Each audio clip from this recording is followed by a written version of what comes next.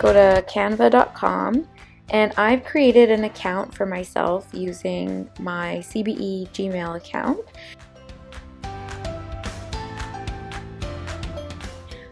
So you can choose what type of thing you're going to make here by just kind of scrolling through.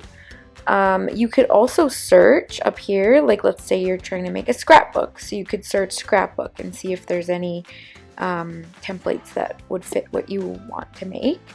Let's say I want to make a poster, so I'm going to click on poster, and it's going to bring me over here. It's going to show a bunch of different types of posters.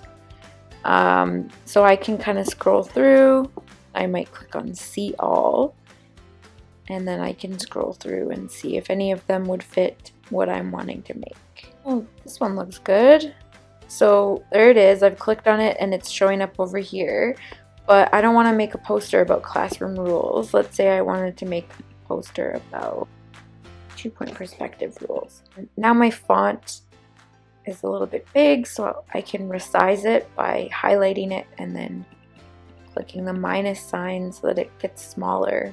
So you're basically, in this method of creating using Canva, you're just choosing a template and then you are editing and moving things around and changing things. So all of the things that are here are movable. You can delete them if you don't want them. You can undo that if you'd rather keep it. Now this picture doesn't make sense with my rules, so I'm going to delete that picture. And then I want to find a new picture. So what I'll do is I'll go over to this side in the elements. So the first step is to look at the templates, choose your template, and then once you get started, then you can choose some different elements. So I'm going to search. So there's under elements, there's so many things. There's like shapes, there's photos, there's videos, there's little frames. Oh, maybe I'll search like ruler. So I don't want to pick something like this because this is just like a photo of a ruler, which would look weird with this design. So I think that this one probably looks the best for like matching with that design. So I'll click on that and then it's going to place it in my design, and now it's too big, so I'm going to resize it by clicking on the dots at the corner. And I also think it looks kind of strange like this. I want to rotate it so that it's more upright. So this little arrow logo is what allows me to rotate. Rotate it like that. Maybe make it a little bit smaller. And this little dot, which was the shadow from the previous photo, I could decide if I want to delete it or if I want to keep it. I feel like I'm going to keep it.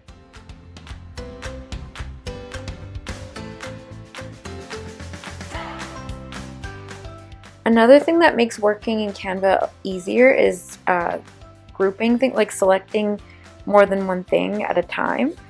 Like this box has text elements and it also has this shadow element, and it has like these decorative elements on the side. So if I want to move everything at once, I can click on it and then I hold down my shift key, and that lets me select several things at once. I could also use this to resize things all at once.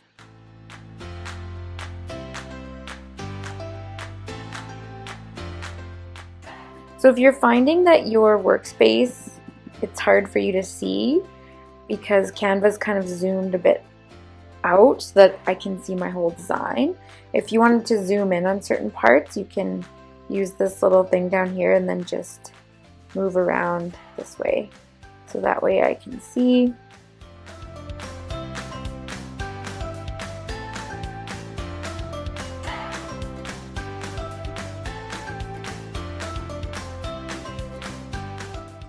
So it shows this protractor element and it's black, and I think I want to change the color, so I can just click color and it's going to bring up all the colors in the document.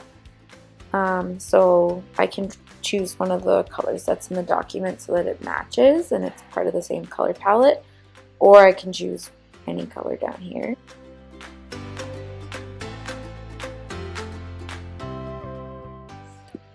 And then I want to show like a 90-degree angle, so I will search up lines. Just one regular line. There it is. I also want it to be a thicker weight, so I'm gonna make it a bit thicker. Actually see it. I'm gonna change the color.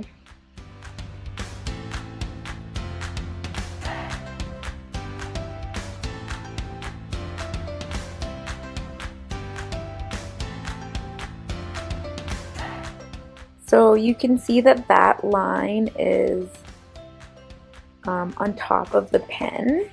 So another thing you can do is arrange the objects. So I want the pen to be on top of the line so it looks like the pen is drawing the line. So I'm going to click on the object, I'm going to click on position, and I'm going to bring that object to the front. Same thing here, like if I wanted this pencil sharpener object to not be in front of this rule box, I could click on that object and then click on position, and then I could put it to the back so that it's behind now. Another thing I could do is I'm going to put it back in the front. Let's say I want this to be like more see-through so that I could see this yellow box behind, like I could see it through this pencil sharpener. So they're kind of like that. Then I click on the object and I click on this little checkerboard thing, and I can change the transparency. It's a ghost pencil sharpener now. Another kind of helpful thing in Canva is if you want to line something up. So let's say I wanted to line this box up with this box. I click on both of the objects, but I press shift so that I can select them both. And then I'm going to click on position, and I'm going to click on align element, and then I'll click align left. Right? So just showing, look at the picture and decide, like, is this what I want it to do? Click align left, and then it moved my pink box over. But then this text didn't move over as well, so I'm going to have to move that by myself. Kind of center it. And then let's say if I wanted my text, let's say I couldn't tell, like, is my text centered or not? I'm going to click my text, and I'm going to press shift, and I'm going to select my box that it's in, and I will click on position. I click on these three dots here because when I select the text, my text toolbar pops up. But I didn't want that. I wanted the align position tool. So I'll click on these three dots, click on position, and then I will click on center. So this is going to make those two objects centered, the text centered in the box. Okay, so that's how I make a poster in Canva. Once I'm done, if I want to share this, there's a couple options. I think the best option is to download as PDF. So you're gonna click on these three dots, and it's gonna say, how would you like to share? You can share a link with someone. You can choose if they can edit it or if they can just view it. But yeah, I think that download as a PDF is the best choice. Some of my elements are not free, so I'm gonna delete these guys. So I came across a problem. I tried to download it and it said you can pay and download. Do not pay.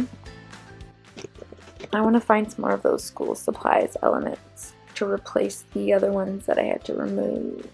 So I'll click here, and then it gives me these magic recommendations, and then I'll click see all.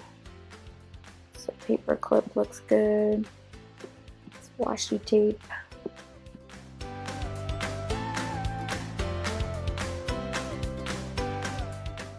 Okay, so now let's see. So now that I don't have any pro elements in there, those ones that said remove watermark, now I can actually download it as a PDF. I don't have to worry about anything.